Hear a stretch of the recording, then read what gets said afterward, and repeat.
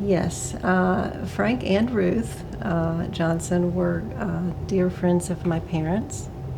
So I met them both at a very young age here in Montgomery, which is where I grew up.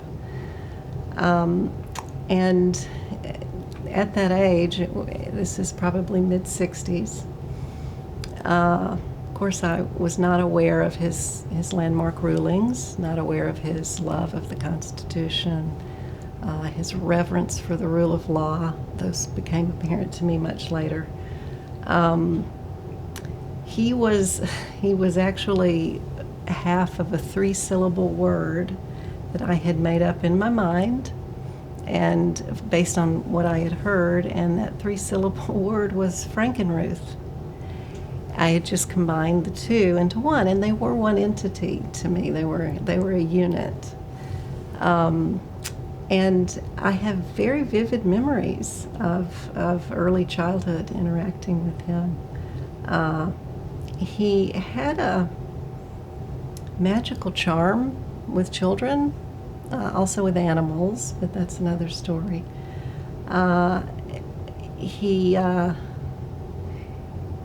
It was just amazing. If there were kids in the room, he would gravitate to the kids. He was engaging, he was playful, he was light. So that's how it began.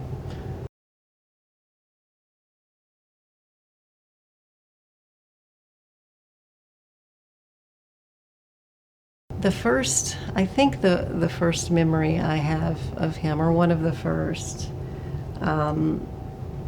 had to do with his shoes, a pair of shoes that he was wearing. My parents were having a social gathering at their house here in Montgomery, and he and Ruth came.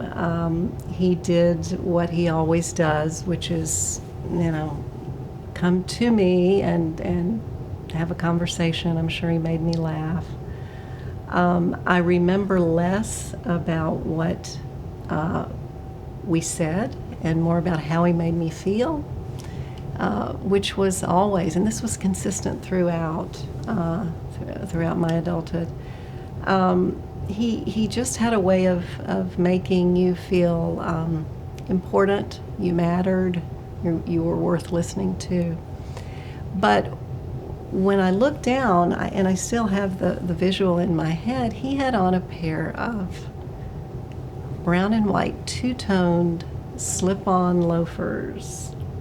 Now, this was the early to mid-60s. I've not seen a pair since. I'm not sure I'd ever seen a pair before. They were brown on the outside and had a white, shiny tongue that went over the top of the foot. But what struck me was there was no slot for the penny.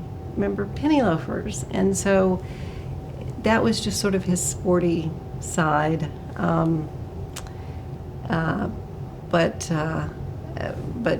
the larger point of the story is that he just had a way with kids, and really loved children, which I think says a lot about who he is, or who he was. I think when we interact with kids, our authentic selves come out, and I think that's who he was, a tremendously tender heart. One that really stands out in my mind, he and Ruth often traveled with my parents and me, because I was the last one of the brood, to their beach cottage, which was along the Gulf Coast, on the Gulf of Mexico, which everyone knows he loved it there. But he and I had a ritual where it was his idea, I'm sure, we would wake up very early in the morning before sunrise, and I would take my 2 plastic buckets, one in each hand. We would go to a special spot that he had picked out, and we would stand where the water meets the sand, and he would tell me to watch very closely, to be very quiet, and as the wave receded, to look down for tiny disappearing V's in the sand. And when we would see them, he'd say, "Now." And I'd go and I'd dig, and he wanted me to catch sand fleas. Those were these little, they're tiny crustaceans. I don't know what the genus classification is at all, but they're tiny little critters that are very skittish and very fast and hard to catch. But he would stand there until I had filled up both buckets of sand fleas. He used them for bait, for his, that was one of his favorite baits for fishing. And he loved to fish. He did, yes. You'll hear a lot about that. But looking back on that experience and others, he had a way of setting up a situation or an activity and giving me instructions, but stepping back and allowing me to complete it so that I felt the success at the end. This was one of those. I felt so included in the fishing expedition. I was the chief bait catcher, and we'd take the buckets and the bait back up to the house. But repeatedly, he would do those kinds of things, which I think is a very effective parenting tool, and it was innate.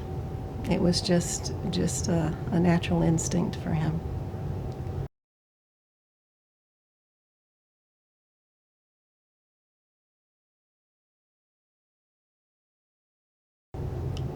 They were buddies. Frank was a prankster.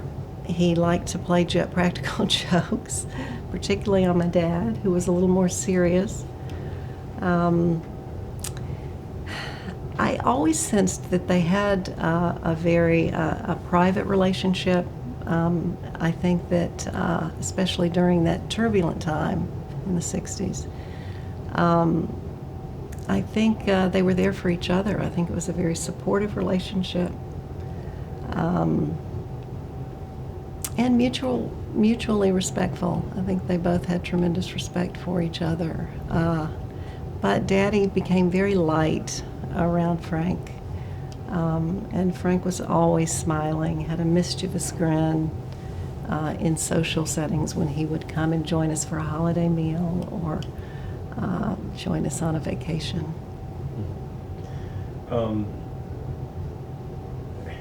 When you think about the two of them, what do you think drew them together? What was the commonality? My dad was his physician, but I think that might have been later. And then I think the times, the state of affairs in Montgomery at that time. And I think also Frank and Ruth loved being around our big, crazy, loud family with all the kids. And then as I became an adult and I had kids, it continued. They were de facto family. For my brother and I'm the youngest of 5. My brother, who's right above me, Frank and Ruth were our legal guardians until we were 18. I guess my 3 older sisters had another one. So that was another connection, and I think another motivation to get to know us when we were young.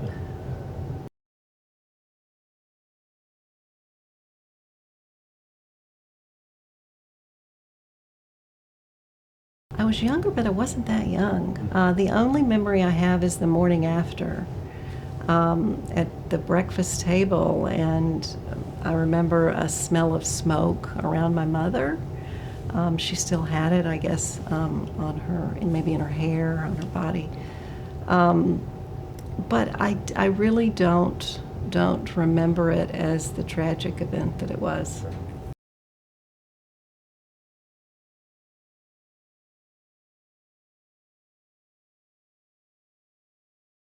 I don't think he was ever bitter about that. We were, kind of oddly happy that we would keep him here, right? We needed him here on the federal bench. The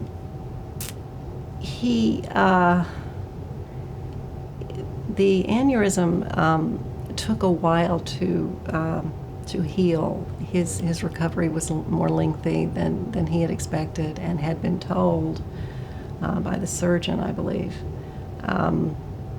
I don't think there was any bitterness. I think he was okay with it. And in fact, I recall Ruth saying that when he called her from Washington, and I think the Senate confirmations were complete, and I think it was almost a done deal.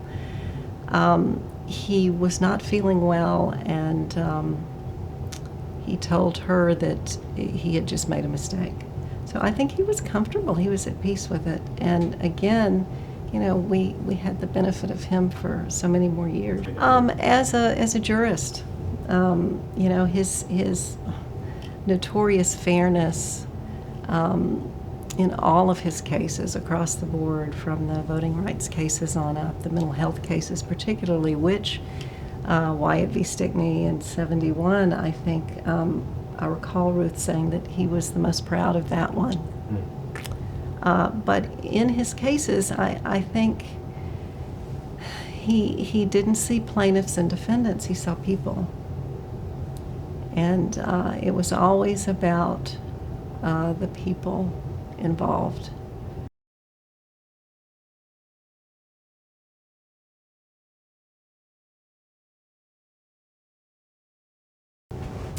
Yeah, I think Wyatt v. Stickney and that line of cases gets kind of overshadowed sometimes by the voting rights cases, which was, they were very, very important. But yeah, these were extraordinary. He established a patient bill of rights. I think he was the first federal judge to do that, which were lengthy. There were over 30 items, very specific, very detailed. He often, I think he was known for crafting very creative remedies in his rulings. Yeah, he helped me get my first job after college in one of the state institutions in Tuscaloosa, actually, that was still under a court order, his court order. It took them years and years to comply. It was Partlow. So the three hospitals were Bryce, Partlow, and Searcy that were under his order at that time through the Wyatt case.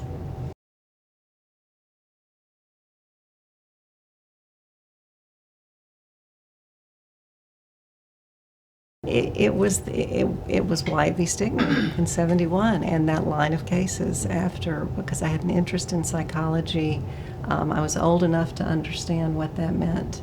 But I do remember as a kid, a young kid, singing, and I could not carry a tune, but I remember singing often, annoyingly, "We Shall Overcome." So I think,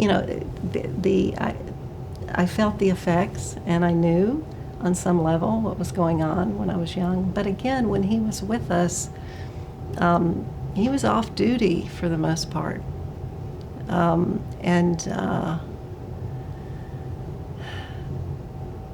He was just an extraordinary human being. He had a creative side. He loved to build things. I have a memory as a child, once when he was vacationing with us at my parents' beach cottage.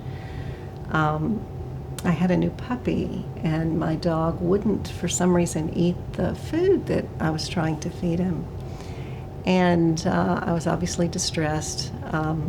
Frank took the time to help me solve the mystery and figure out why this dog was not eating its food. So he decided that the dog needed a platform, or we needed to raise the dog dish off the floor. I have no reason why. It makes no sense to me. And maybe he was just joking and he was desperate for a solution to the problem. But I don't know what materials we used, but we built a little platform, raised the dog dish, and it worked. Now, knowing him and as an adult, I bet he had a treat in his pocket, or he found some cheese or turkey and stuck it in there and the dog ate. But again, back to what I was saying earlier, he would set the situation up and then step back and let me feel the success and the completion of it. I was just thrilled.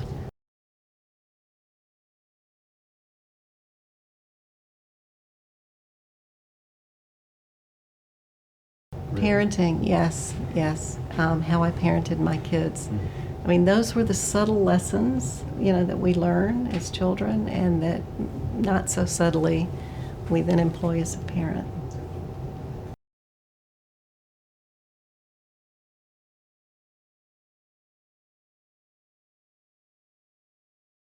So Nebuchadnezzar, I believe, was the Nebuchadnezzar. Thank you. Your brother mentioned it. Right.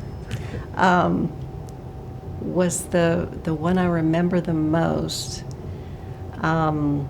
My interactions, when I would go over there, I would play and pet the dog. That inspired my mother to get a Doberman Pinscher as well, and so I think we had 2 after that. And then, of course, little Winston at the very end, before Frank died. It was the first small dog I think they'd ever had, but maybe a terrier. I don't know Winston's breed. But Winston was a lap dog. And of course, much easier to play with than the Doberman. He had that uncanny sense of he was a bit of a dog whisperer. Same with the children. There was just, he was a nurturer. And, he loved to build things. He loved to create things. His first job after, I think, high school was building outhouses in Winston County. And I think he learned construction and building from his grandfather, if I'm not mistaken. So he loved to create things, grow things.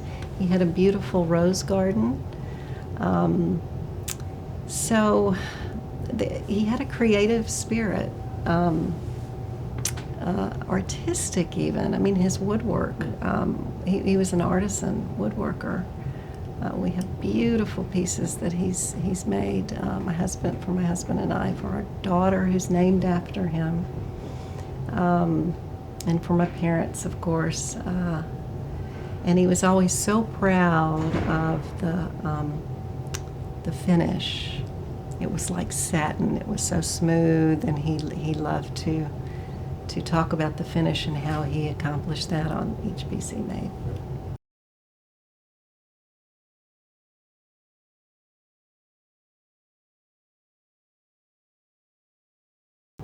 Strong moral compass, maybe. Doing the decent thing, the right thing. Also, having been through law school, reverence for the rule of law, which particularly recently that has been a big issue nationwide. He in his rulings, he often said he would extract emotion out of it. It was simply applying the law. He used to say, I was hired to apply the law. And he did, whether he agreed with it or not.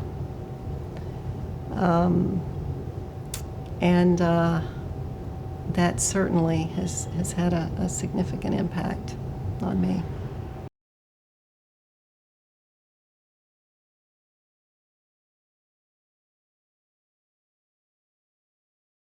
I think he was born that way. I really do. When Ruth talks about, and they met in adolescence, and then, were together for so many years, the way she described him, he was always focused. Whether he was building outhouses or bookkeeping, he had a job bookkeeping, law school, in the war, as a lawyer, as a prosecutor, as a judge. I think he was just wired that way.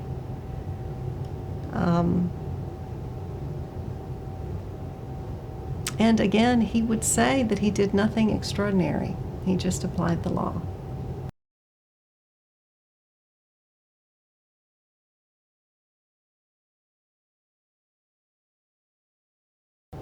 Well, as a judge, you do what he did and apply the law. And those other things should not matter. He had a quote he was a Lincoln Republican. Now, Ruth was a New Deal Democrat through and through. And remember, so I don't digress and then forget what I was going to say in answer to your question. She was liberal-minded. She was a feminist before her time, which I know rubbed off on him as a person and as a jurist. But he had a quote that he kept on his desk by Abraham Lincoln, and it went to what you just said. And I can't repeat. I wrote it down and brought it in, and I can get it for you. But essentially, that it doesn't matter. It doesn't matter what is going on out there. It is about the law. It is about the law, and that was his job. That's what he was charged with doing, and he did it well. I think Ruth told me, and I should probably know this, that he was only reversed once, which is an extraordinary track record. But that's application of the law, and that's a judge's job.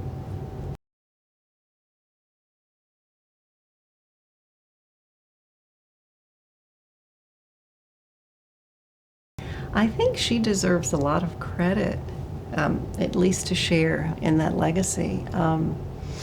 She had tremendous empathy, tremendous compassion, always rooting for the underdog. She would call them mistreated. And they were together for, over 6 decades. So she was a vital force. I think she was a source of empowerment for him in many ways. I don't know that he ever talked over cases with her. I think she once said no. But her values, her personality traits, all of that certainly had an influence on who he was, both as a person and a judge.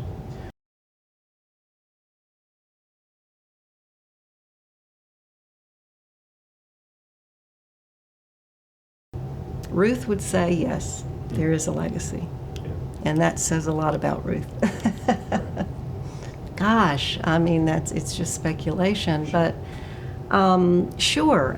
He was, I think, wasn't it his grandfather who was nicknamed Straight Edge Johnson? He had that too, and I guess he would have had that no matter who was by his side. Maybe Ruth just helped him with that perspective that I mentioned earlier about considering the people involved, the people. Sticking to the letter of the law, but it was the people as well. Maybe her empathy softened him quite a bit.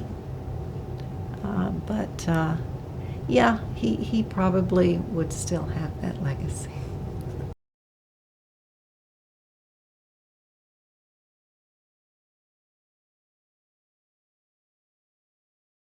I know that, something may be surprising to people. It's not so much about Ruth, although Ruth always supported him in any of his endeavors at home, and he was quite the Renaissance man at home with his workshop, building beautiful pieces of furniture with his rose garden.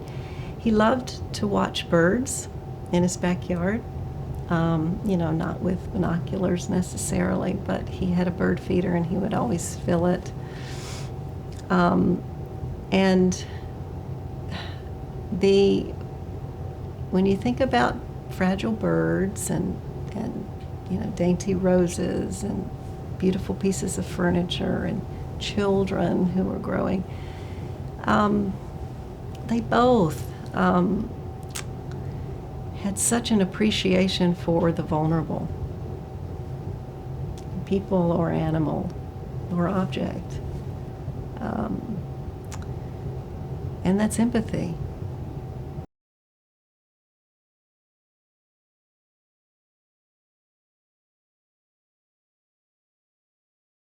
Well, no, I wouldn't say that at all. Yeah. I would put it this way. He was very selective about who he surrounded himself with. He had friends, of course, people he trusted.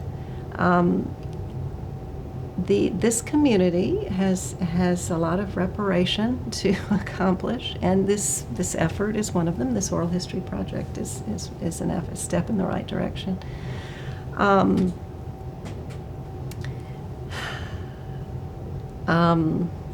I remember Ruth telling me that they were avid churchgoers when they first moved here, First Baptist Church, I believe. And I don't know if you've heard this story, but it was around 1961, I guess, when the Freedom Riders were here testing the Boynton decision that desegregated the public transportation.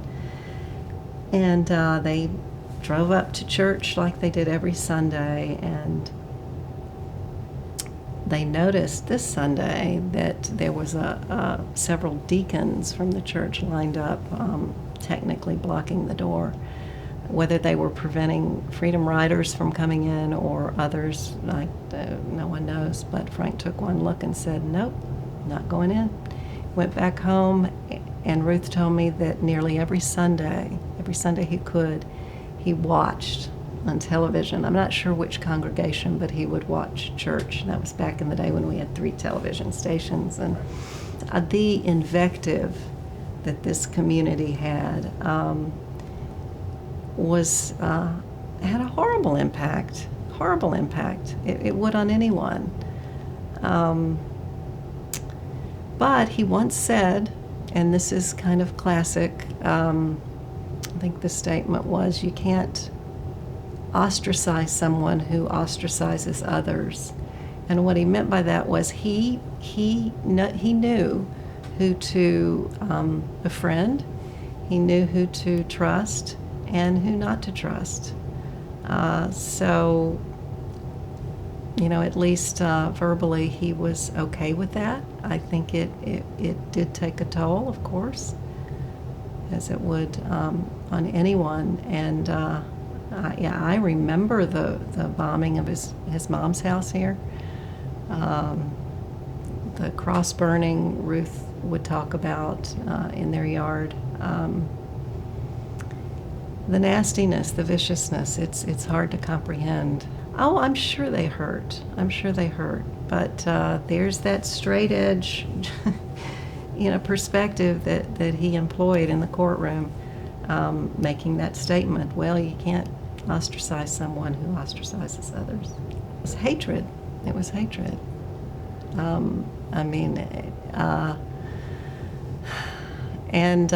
Again, all he was doing was applying the law. So that begs the question, why do people insist on breaking laws to serve their own purposes?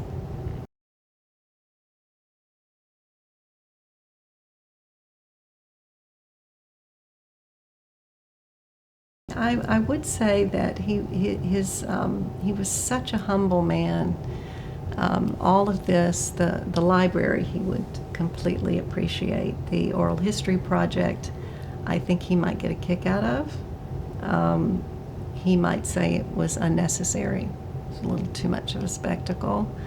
But deep down, he would be gratified.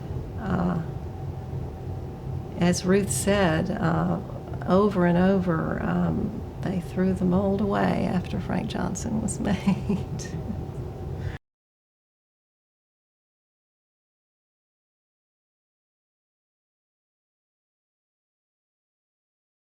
Oh, I think it's vitally important, and I think that is a wonderful goal to strive for, particularly in this city, in this state, in the Southeast, but nationwide as well. I mean, every good lawyer in the country knows who Frank Johnson was and what he did. But you're right. I mean, we are getting older, and for the others who are coming up, I think it's vitally important.